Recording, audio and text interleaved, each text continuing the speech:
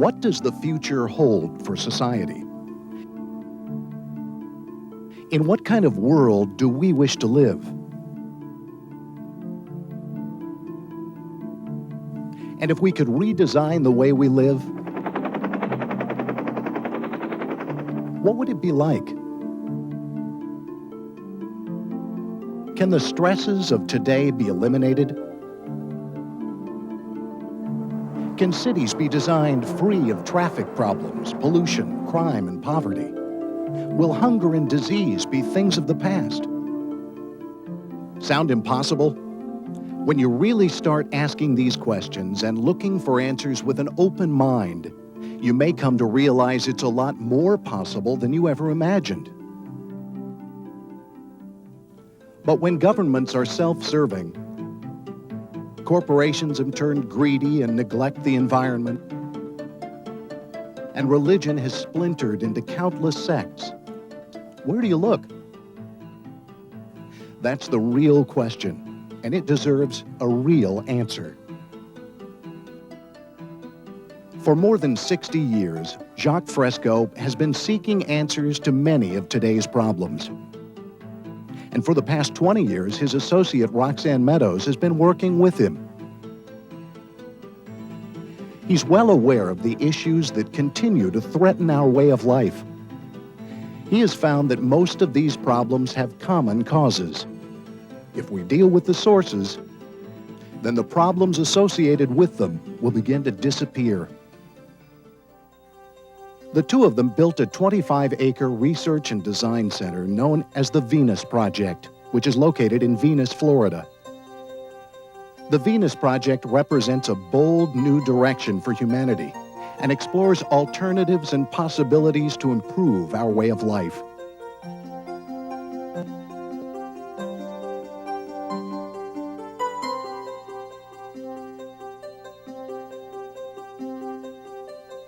The actual buildings and conference center, along with the models, illustrations, blueprint posters, and video presentation, are the first steps that have been completed to help one see, feel, and touch the future.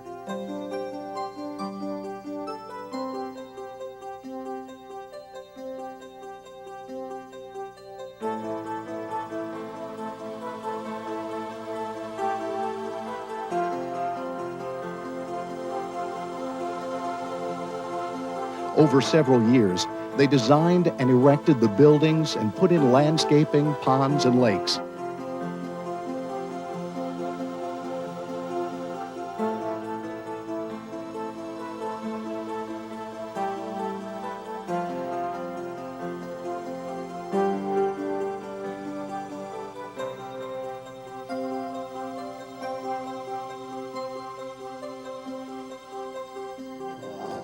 Here, technology and the environment coexist in harmony.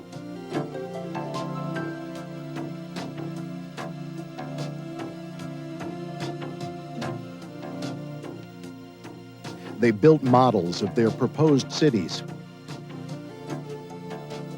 filmed their videos, and produced their books about the future. Almost everything has been called into question, from our dominant values to our crime-ridden, congested cities, from education to the contaminated water we drink and the air we breathe. Many people today attempt to point out the shortcomings and abuses of our social system, but rarely offer positive approaches.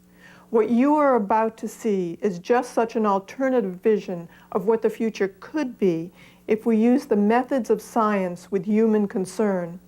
It protects the environment and provides people with all of the necessity that clean technology can provide.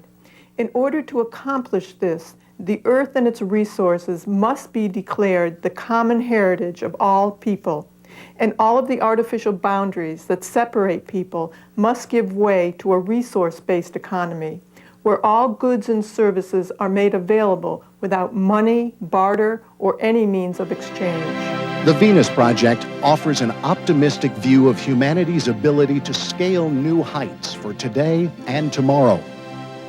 This video is about that vision. It presents more appropriate ways of dealing with the problems of today: crime, housing, hunger, unemployment, war, environmental neglect, and human relations, to name just a few. At some point, there has to be new thinking, and that's where Dr. Fresco and the Venus Project and his vision for the future comes in. If I had any criticism of it, it would be that it might be, so far, a little bit on the idealistic side. But long-term, I don't think it is. The changes that have come about in humanity, thinking just within my generation, is remarkable. There was a time in this country and elsewhere across the world where communism was the thing of the future.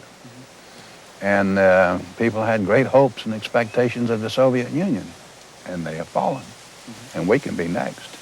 And we will be next somewhere along the way, unless there are radical changes in the thinking. There's no place to hide today. You cannot escape from human stupidity. War, weapons, corruption seems to be prevalent all over the world.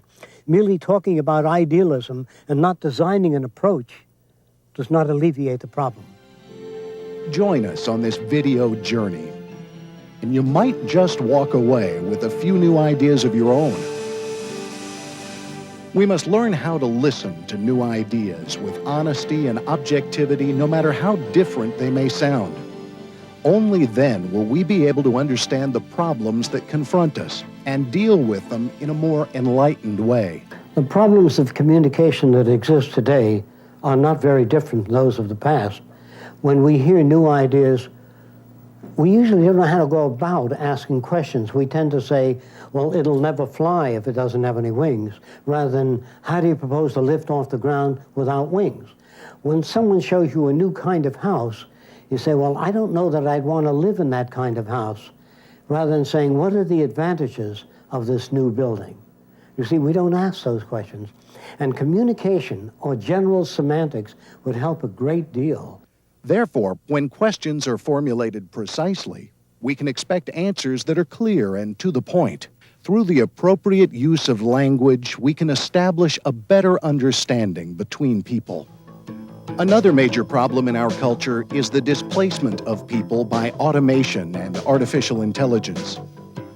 Artificial intelligence is the ability of machines to reproduce the human attributes, such as decision-making, self-correction, and more.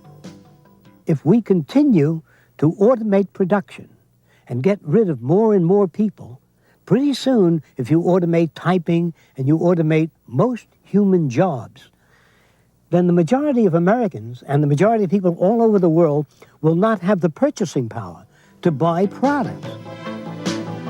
For the last 20 years, 43 million jobs have already been lost through automation and other labor-saving devices. Today, job security is a myth. There's no such thing as a lifetime job anymore. Expert systems and artificial intelligence that are being perfected today will eventually replace many professionals, engineers, doctors, and lawyers, to name just a few. Today, most people aren't prepared intellectually or emotionally as to what's going to happen in the culture in the future and what's even happening today, how fast technology is replacing people. Yes, artificial intelligence will eventually replace doctors, lawyers, engineers, intellect, and be capable of making decisions that humans never dreamed possible by machine. What can we expect in a world that on one hand creates an insatiable appetite for goods and services, while on the other decreases the wages and reduces employment opportunities? What's the answer? It's interesting to note that our capacity to produce goods and services does not appear to be related to money. Today, there is not enough money to solve all of our social problems, but there are certainly more than enough available resources. The Venus Project envisions a solution by implementing a resource-based economy. This uses existing resources rather than money. All resources would be made available to the entire population. A world can be designed for all humankind to live fully and constructively when the powers of science and technology are directed toward human fulfillment and overcoming scarcity. This period in history will probably go down as the lowest development because we have the technical potential to wipe out poverty, treat all human illnesses, give research labs whatever they need without ever digging up nickels and dimes or pennies for research. We have all the necessary resources. All that is required is the humane use of science and technology. Have you ever wondered where the first monetary system came from in the first place? It evolved many centuries ago in an age of scarcity and continues to this day as a medium of exchange for resources or labor. In this way, it is necessary for people to work in order to support themselves and their families. The disadvantage about money is that its value is constantly changing. How can a society possibly become stable and secure when the value of its currency is so erratic? Today, money is used to regulate the economy, not for the benefit of the general populace, but for those who control the monetary wealth of nations. The real key to the power of money is in maintaining higher prices through planned obsolescence or an artificial scarcity. Unfortunately, we even destroy food crops to maintain scarcity and higher prices. In other instances, farmers are paid not to grow food while people go hungry. This is sometimes referred to as the conscious withdrawal of efficiency. It is not money that people really need, but freedom of access to the necessities of life. In a resource-based economy, all that would be required are the resources and the manufacturing and distribution of the products. The ideas of a resource-based economy are really similar to the functioning of the human body. See, when you get an infection in your toe, there's no committee meeting that sends a committee to the brain, and the brain says, yes, we're going to do a 3-month study on that. By that time, your infection's up to your knee. The body has built-in nervous system that immediately supplies antibodies to the infected region. That's exactly what a resource-based economy is. Now then, if you went back to the free enterprise system or a monetary system, suppose the brain said, look, I do all the thinking, I want most of the oxygen and the nutrients. And then the lungs would say, well, look, if I don't clean the blood and oxygenate it, you couldn't function as a brain. And the brain says, all right, I'll give you enough to survive. Then the liver says, now wait a while, I'm a filter. I'm important in the function of the body. So all the organs of the human body are well provided for. And this is how it is that we survive. Only the arrangement of human systems is not like that. The Venus Project advocates the application of nature's way to the social system. I like the holistic approach of the Venus Project because it looks at how things relate to other things. So much today, we see a problem and we solve that problem and we create another problem. Everything is like a lattice, a pattern in a crystal growing, and everything relates to everything else. So many of our failures are based on thinking things are independent. And what Jacque does is look at the future as a whole and all of the elements of it. A resource-based economy and the linking of computers with automated machines called cybernation could usher in the end of the age of scarcity. Hunger, war, crime, poverty, drugs, planned obsolescence, and the unnecessary suffering in the world today. You know, some of the incentives that we would see in this new society would be the end of poverty, the end of war, the end of territorial disputes, the end of hunger. These are the things that would produce in most people a feeling of fulfillment and would benefit humanity in overall. It is neither communistic nor socialistic nor free enterprise. No system remains static. The kings, most of them are gone, and newer systems are coming in. No system can freeze and hold their particular position.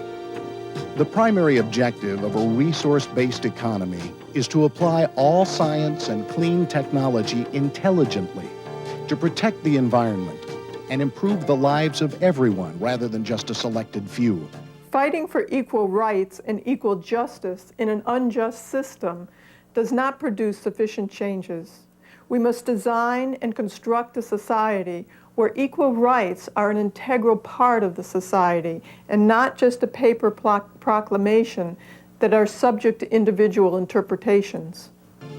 All social systems, regardless of political philosophy, religious beliefs, or social customs, ultimately depend on natural resources such as clean air and water, arable land, and the necessary technology and personnel to maintain a high standard of living.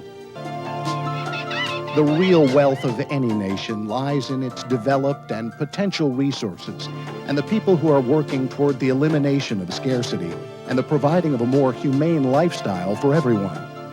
It works with cleaning the environment, giving people a better lifestyle, making things available to people, so you really change we don't change people's behavior, but people's behavior would change if the environment was different. When goods and services are made available, there would be no limit to the human potential. In a resource-based economy where we have access to all the good things in life, all the things that this bountiful world and appropriate technology can provide without being constrained to obligations to our employer or to the financial system, the upwelling of individual expression would be immeasurable. Everyone would have the freedom to pursue whatever constructive field of endeavor they choose without any of the economic pressures that we face today. This new lifestyle would not just be idle leisure and recreation, but will develop the intellect, health, and the well-being of each individual. The measure of success would be based on the fulfillment of one's personal interests rather than on the acquisition of wealth, property, and power. They'd be so fulfilled in their own lives and what they're doing. And this is the kind of society that we're proposing, a society in which self-fulfillment, not dependency on government, not dependency on your parents or your husband, but a self-growth, self-realization, in which you find a great deal of self-worth, and things that you get involved in give you the necessary reinforcement for furthering that general direction. This video has been an introduction to just a few of the aims and visions of the Venus Project. In our next section, The Shape of Tomorrow's Culture, we will take an in-depth look at this new and exciting cybernated civilization. We can now act decisively with a fresh approach to further our evolution and boldly enter the 21st century. Join us in this exploration.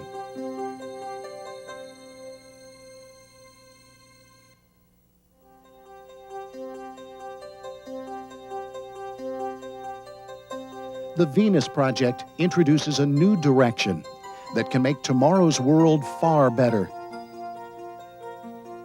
We can convert the earth into a second Garden of Eden if we choose to do so that everyone can live well. There need not be any poor or hungry. Living in a resource-based economy would present possibilities and opportunities that people would not even dream of today. And what the Venus Project brings is a holistic approach that says to everyone, we can live together in harmony. Technology is a thing that we are going to have to live with. So how do we begin to approach the development of technology, the use of technology, so that there is no environmental damage? So it is designed, in fact, with environmental conditions in mind, with a balanced load system, so that we as humans don't overload any particular resource or any part of the earth, that we are looked at as part of the ecosystem itself. Imagine living in cities that actually think. Circular cities, elegantly designed and intelligently arranged for the convenience of everyone in them. These cities would be a place where high technology and nature could coexist in a symbiotic relationship.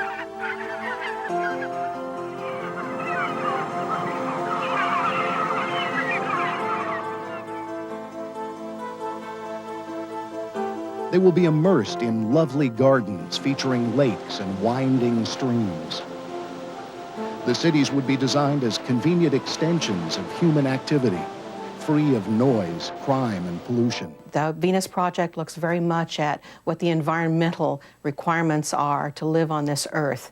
It's not technology as a thing opposed to the Earth and the environment, but how can our technology live in harmony with the Earth? The city's outer perimeter will provide recreational facilities such as golfing, bike paths, riding, and hiking trails. There will be a circulating waterway surrounding a highly productive agricultural belt. The water will contain indigenous plants that will remove many harmful materials.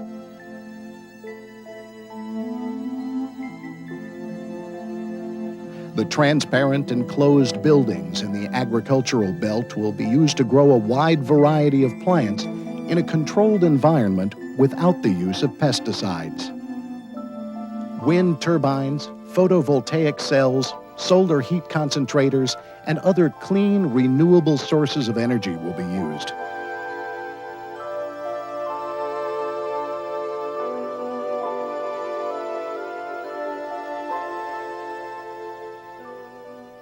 In the residential district, one may choose to live in individual houses or apartments. These apartment towers will offer many additional advantages, such as conference centers, gymnasiums, art facilities, and theater groups, to name just a few. Some of the buildings will be free-form and curvilinear, while others may be domed or cylindrical in shape.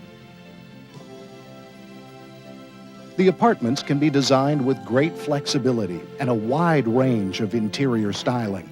They will be made of high-quality, prefabricated modular units. This way, the occupants can easily change the interiors when desired. The outer surface of all the buildings will be solar activated, so the higher the outside temperature, the cooler the inside. The residential area, beautifully landscaped amid lakes and winding streams, displays a wide variety of innovative designs.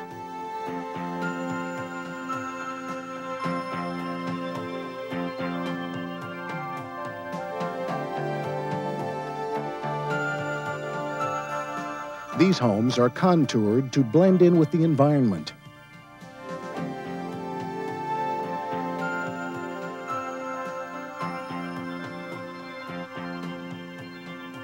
They are prefabricated with new materials requiring little maintenance.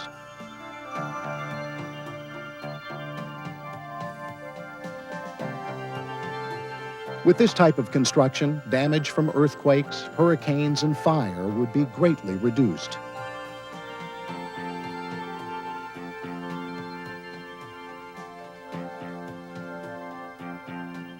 To reduce travel time, recreational areas will be conveniently located throughout the city. For transportation, horizontal, vertical, and radial conveyors will move people about safely and conveniently. We would tend to eliminate auto vehicles or any kind of vehicles in the city itself. There are conveyors, elevators, vertical, horizontal transport systems that move, like moving sidewalks. Some are covered, and the transportation system is all worked out to take you any place in that city except emergency vehicles.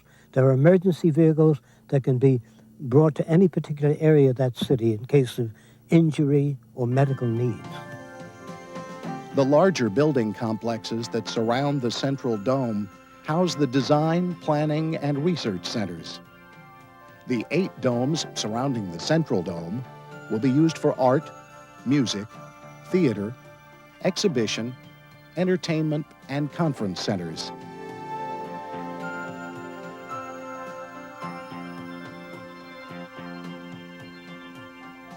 The Central Dome will house education, healthcare, shopping, childcare, and the core of the cybernated system. This cybernated system will be the computerized communications and networking system. Cybernation is the linking of computers with automated machines and new technologies. This cybernated complex will display a 3D projection of the entire planet in real time, so that people may access planet-related information, such as weather, locations of ships and planes, and other features. This information will also be available in all homes, research facilities, and recreation areas. And that's what the Venus Project is all about. It looks at all the ramifications of this technological society and how wonderful things could be once we take it as a systems approach. Central Cybernation will serve as the brain and nervous system of the city. Its electrical tentacles will extend into all areas of the social complex. It could coordinate all of the functions of the entire city, our nation, and eventually the world. This cybernated system could eventually bring an end to the age of politics. When you talk about centralized control, you're not talking about centralized control of the actions of people. You're talking about centralization of information that will enhance the lives of people, will enhance the state of the world, the environment. You're talking about input from data gathering equipment orbiting the planet, beneath the seas, all over the land, that will give us a constant input of relevant information that we can use to continue into the future, continue a sustainable society, and work toward the betterment of the whole human family. For example, in the agricultural belt, the computers will automatically monitor and maintain the water table, soil chemistry, and coordinate the planting and harvesting of crops. Eventually, with the use of automatic inventory, materials will be supplied to the manufacturing plants throughout the nation. In this way, a balanced load economy can be maintained, eliminating shortages and overruns. Only when cybernation is integrated into all aspects of this new and dynamic culture can computers appropriately serve the needs of all people. Today, people feel threatened by the development of cybernation and artificial intelligence, and they are correct in feeling this way. The threat of losing one's job and income is very real in a monetary-based society where downsizing is profitable. Only in a resource-based economy, as proposed by the Venus Project, would new technologies be used to shorten the workday while raising the standard of living for everyone. Some people worry that the emphasis on technology in the Venus Project is too materialistic, that it focuses too much on machines. And that would be true, except that the Venus Project focuses even more on humans and the growth and the potential that humans have that is not currently being met by our system. The project focuses on taking people out of doing day-to-day repetitive tasks and giving them the freedom to explore those parts of themselves that are very dear to their hearts, that money and making a living doesn't allow them to do. I'm not too interested in technology, although it may seem that I advocate that. In actuality, all the wonders of technology to me are just so much junk unless it makes humans better. So technology in the Venus Project in science is not the primary idea. Those are just the tools that are used for people to have a more complete life. In this system, cybernation and technology will only serve to enhance people's lives. They would not be used to monitor or dictate people's activities. This would be considered counterproductive and offensive. No one's going to come along and say, I'll make the decision for you. Centralized decisions come from control of scarce resources. I go to work at a certain time because my boss says I have to, and if I don't get paid. But in The Venus Project's idea of a common heritage of resources. None of us own any of the resources. We own all of them in common. And so the decision for how we will live our lives becomes an individual choice. Society will continue to undergo change regardless of the dominant views of the time. Our future does not depend on our present-day beliefs or social customs, but will continue to evolve as a set of values that is appropriate to that point in time. In the dynamic, expanding universe, all things change, from the movement of the planets to the shifting of the continents. The same process of change also occurs in all non-living and living systems. In fact, the history of civilization is the story of change, from the simple to the more complex. Unfortunately, change does not always come easily. All new inventions and innovative ideas have always been met with considerable resistance, even by the experts of the times. This includes automotive systems, aircraft, and the space program.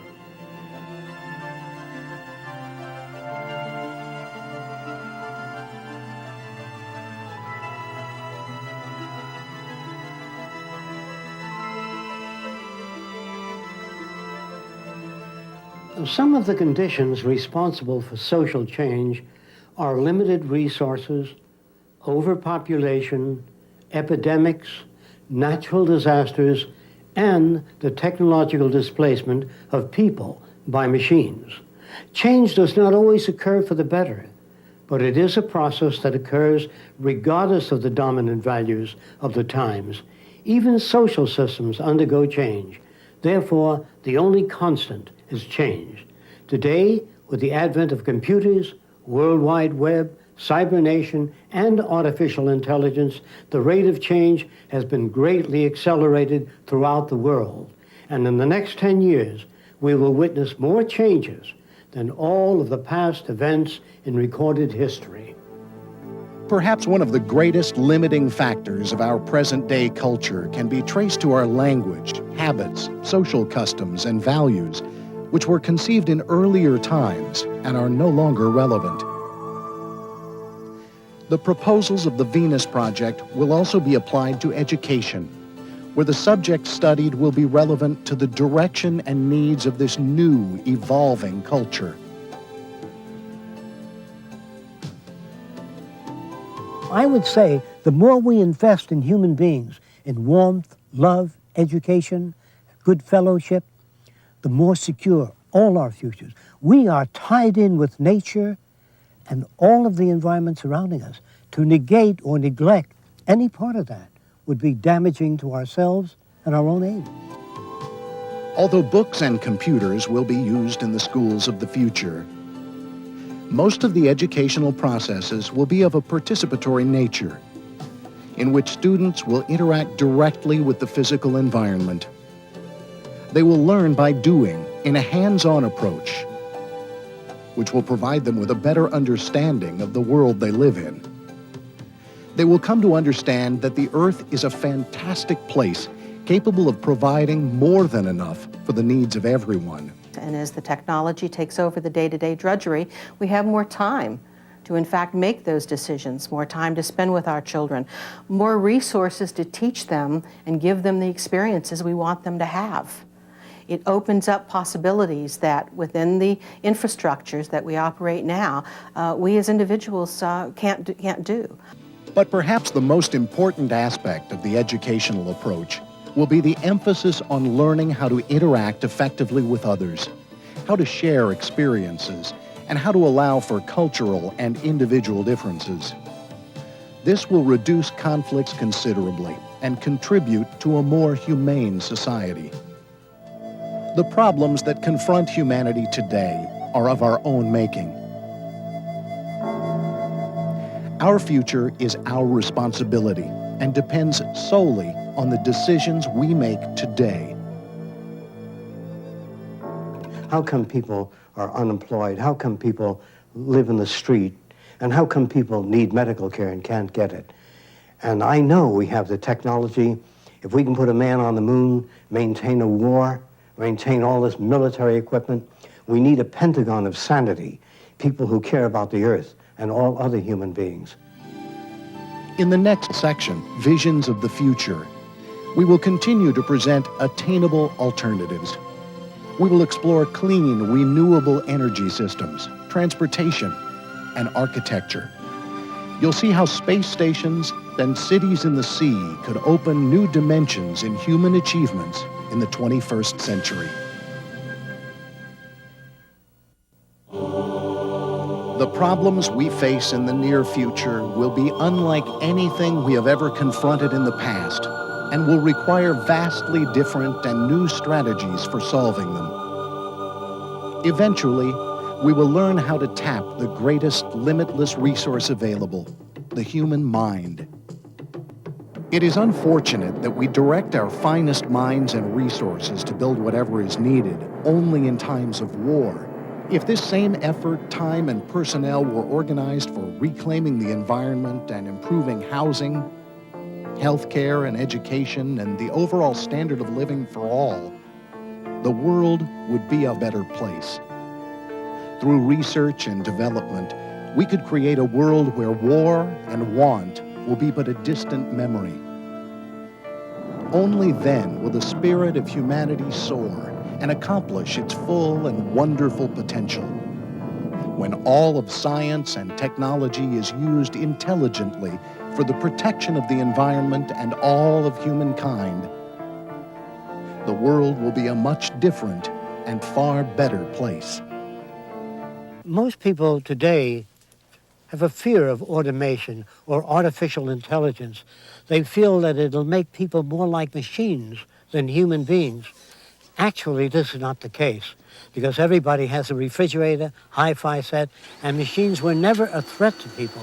Machines not having emotions, they have no ambition. They don't want to run things. They don't want to control people. It's the abuse and misuse of machines that we have to concern ourselves with. The world as we know it could be rebuilt, and the reconstruction begins with great machines.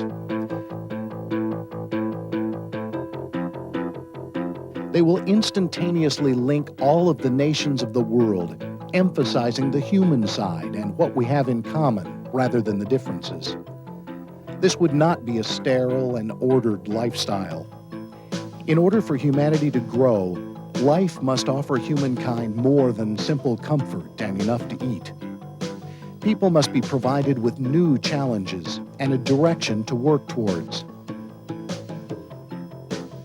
It is now possible to accept this challenge of designing our future if we have the courage to examine newer directions for solving our problems of energy, hunger, pollution, and war.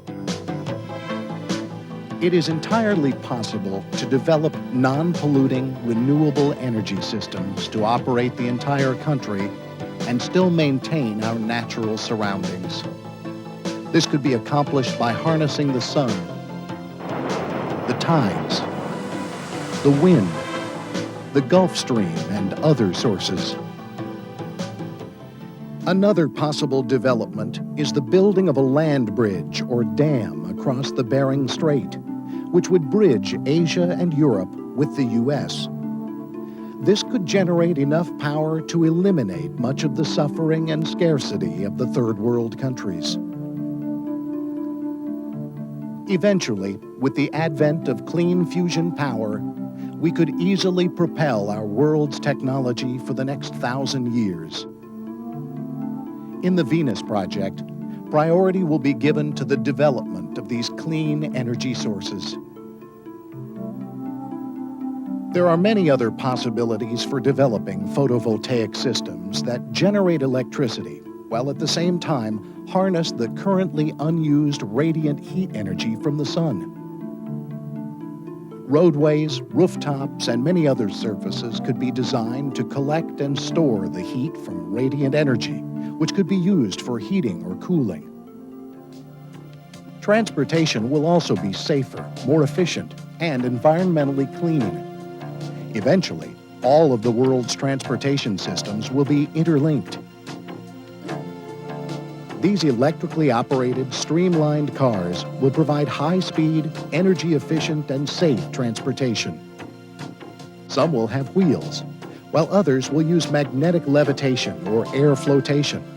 Most vehicles will be operated by voice command that will allow the passengers to determine their destination simply by requesting it.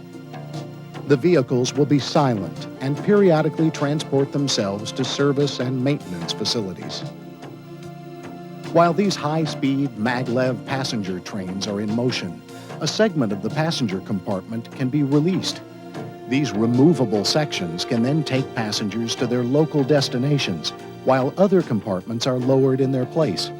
In some instances, the rear section of a train can be disengaged and rerouted to other destinations.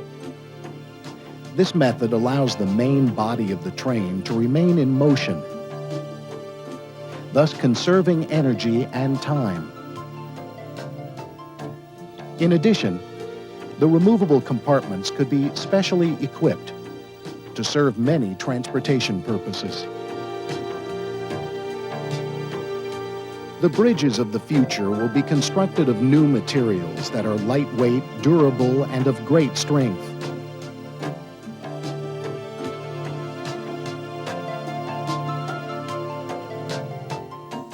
Their simplified lines will be a direct expression of the stresses and forces they are to support. If we had more people who are using their creative talents appropriately to think about the problems that we all know that are there, but we do not have the time to work on or to collaborate together to do something about, then we're going to continue on this path. If we move in the direction of the Venus Project, where we'll be working together creatively, working on the problems that are confronting the human condition, I think that this is the most viable approach that we can take in the future to solve our problems. Oceans and waterways will serve as an important link in the transportation system. Streamlined seafaring ships will have flotation chambers, rendering them practically unsinkable.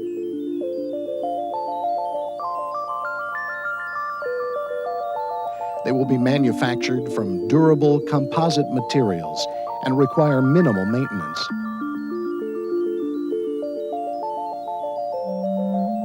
Some will float on the water, while others will be designed as submersible or amphibious craft. Ships that are floating automation plants will pick up raw materials and process them into a finished product well en route to their destination. Some of these ships will serve as canneries and fish processing plants, while others will be equipped with multicellular, flexible containers to transport materials safely. This way, in the event of an accident at sea, environmental contamination would be reduced to a minimum. All the craft will be self-maintaining and fully automated. Some of these aircraft will be able to carry as many as 1,000 passengers. They can be controlled by electrodynamic methods that will not require ailerons, elevators, rudders, spoilers, flaps, or any other mechanical controls.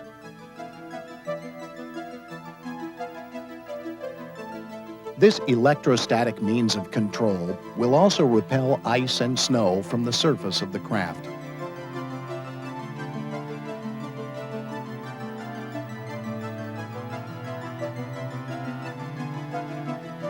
This same process could even be used for reducing heating as spacecraft re-enter the atmosphere. This would eliminate the need for the heat-resisting tiles used on the shuttles today. This VTOL aircraft of Delta configuration would be capable of vertical landing and takeoff, making it useful for medical, emergency, and transportation aircraft. Airports of the future can also be more efficient. Underground conveyors will transport passengers to the central terminal. The runways will be designed so that aircraft always take off and land into the prevailing winds, avoiding dangerous crosswind landings. All of the runways would be equipped with sprinkler systems that are automatically activated in the event of a fire. The world's oceans occupy approximately 3/4 of the Earth's surface, and beneath the surface lie vast, untapped resources, large quantities of food, minerals, pharmaceuticals, metals, and much, much more. Massive ocean structures proposed by the Venus Project would be both above and beneath the sea, accessible by aircraft, seacraft, and submersibles. These cities of the sea are designed to accommodate from 2,000 to 30,000 people. Several thousand of these cities could greatly relieve the land-based population pressures. I don't care for the idea of machines being used to enhance the lives of a selected few. They can serve the well-being of all people. And this is what the Venus Project's main concern is. Not machinery, not cybernation, not automation, but to elevate all human beings to their highest intellectual and physical potential and sense of spiritual well-being. Some of these cities in the sea will be used for fish farming and mariculture communities and could easily help feed the world's hungry.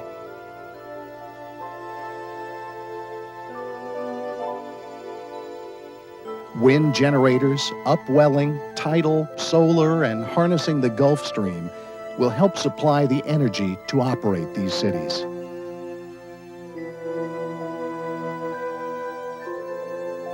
These cities in the sea will offer most of the amenities that land-based cities have and much more. Here, one can enjoy all of the exciting mystique and recreational features of the oceans.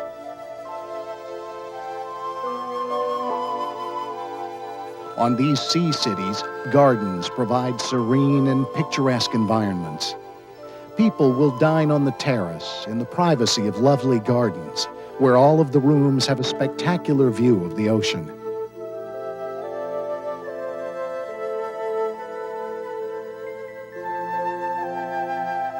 These facilities are also part of the universities for the study of marine sciences, meteorology, mariculture, ocean mining, geology, oceanography, and more.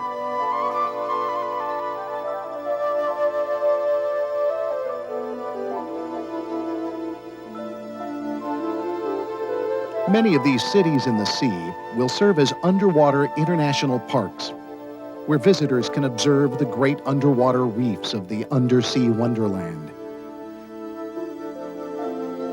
From a computerized chair, communication with dolphins and many other forms of sea life will be possible. The proposals of the Venus Project range from cities in the sea to space stations. These cybernated space stations can provide the facilities of a gravity-free research environment. They can be entirely automated and will be capable of maintenance and self-repair. Along with satellites, they could serve as nodes in a major worldwide telecommunications and control system. They would also provide up-to-the-minute information on Earth's ecosystems, the position of ships and aircraft, and all other pertinent information. They will also be able to pilot and guide aircraft, ships, and other transportation systems to their destinations. They will differ from today's space stations in that all of the experiments in space will be conducted by remote control from a replica on Earth. This will eliminate the life-threatening danger of transporting humans into space.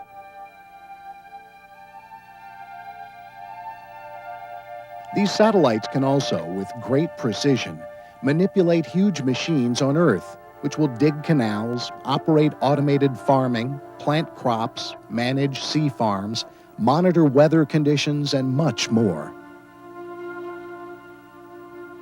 Further exploration of the new frontiers of the ocean and space will provide us with bountiful resources and endless possibilities. The agriculture of tomorrow will also undergo considerable changes. Agriculture will be completely computer-controlled and monitored by electronic sensors. No longer will farming be subject to drought, insects, and weather conditions because most of it will be computer monitored and much of it enclosed.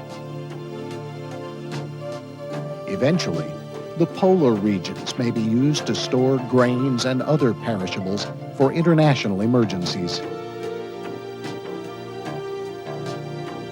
Before any of these mega projects are started, careful analysis of the possible negative effects on the environment will be thoroughly studied.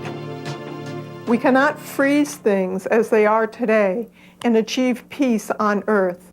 We can't legislate peace by treaties within today's society when few countries control most of the world's resources. In a resource-based economy, when all of the Earth's resources become the common heritage of all of the Earth's people, then and only then will we witness an end to territorial disputes, nationalism, war, poverty, and most crimes. It is difficult for us today to even imagine a world without war, anger, poverty, wage slaves, prisons, or social stratification of any kind. Yet a world can be designed for all humankind to live as fully and as constructively when the powers of science and technology are directed toward human fulfillment. This can only occur when society is unhampered by the limitations of the old monetary system. People will eventually learn to set aside self-centered egotism and racial hatred and surrender their ego for constructive, cooperative behavior. Many people wonder whether or not human nature can be changed. It's really not human nature that we're dealing with. What we're dealing with is behavior. And there certainly is plenty of evidence to show that human behavior can be changed. And it has always undergone change. Humans pick up from their environment customs, values, language, dialect, which is all environmentally determined. If you alter the environment, so does behavior undergo considerable change. At present, our planet is our only sustainable environment, and we must protect it for ourselves and generations to come. The technology and resources are available today to translate the aims of the Venus Project into a working reality. Well, I wanted to say there's no such thing as utopia. What you call the best television set is the best that you have up to now. But 2 years from now, you'll look back and say, oh my God, see? So what you call utopia is just a better way of life than you've known in the past. But there's no end to the possibilities, which I think haven't even begun yet. The civilized world hasn't even begun to get off the ground. The jobs that will be accomplished in the future, the marvels, the technology to come is unbelievable. And it's about high time we get off our self-centered, self-seeking, self-advantageous designs and get on with the social job that has to be done, namely the reclamation of the environment and human beings as well. So we welcome everybody's participation. We can now act decisively with a fresh approach to further our evolution and boldly enter the 21st century. We welcome your inquiry, careful analysis, and participation to build a civilization truly worthy of humankind. The quality of life in the future will ultimately depend on the choices we make today. To become involved, contact the Venus Project. Our address, the Venus Project, 21 Valley Lane, Venus, Florida, 33960, USA. One of the things that the Venus Project talks about is allowing people the potential, the ability to explore all of the facets of their personality. Instead of making us humans doing, we become humans being. If we want to explore relationships, the emphasis is on how do we relate to one another as humans? How do we relate to the earth in a healthier, better way? And there is room for all thoughts and all processes, all all religions and all philosophies. It's a process of coming together as a community, as a global community.